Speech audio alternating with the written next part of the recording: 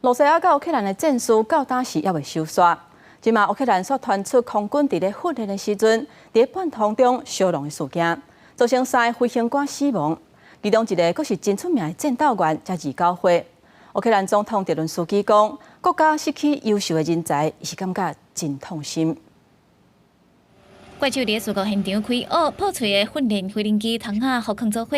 乌克兰当地25北部城市日托米尔在咧做空军训练，所发生2架 L-39训练机烧农的事故，造成3名飞官死亡，其中阁有包括乌克兰5名战机飞行员皮尔斯契科夫。Guys from the United States, from the NATO, and from the other allied country, they taught us basics. They taught us some specific tactics. And some techniques to be effective.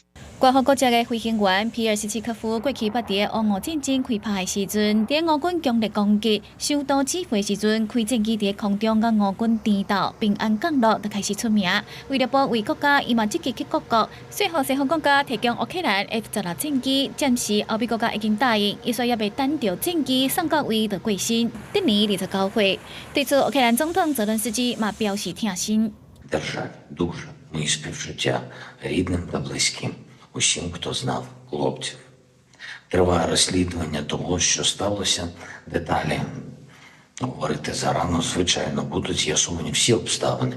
Звичайно, Україна ніколи не забуде кожного, хто захищав вільне небо України. 俄乌战争已经满1年半，对乌克兰伫各地反攻。俄罗斯26表示，过去24点钟已经伫真济战线反制乌军，佮甲乌军37架无人机拍落来。对此，乌克兰表示已经向克里米亚发动攻击，另外嘛伫30外场战斗内底毁掉俄军的弹药库甲武器，造成俄军死伤。公司新闻台是唐平一。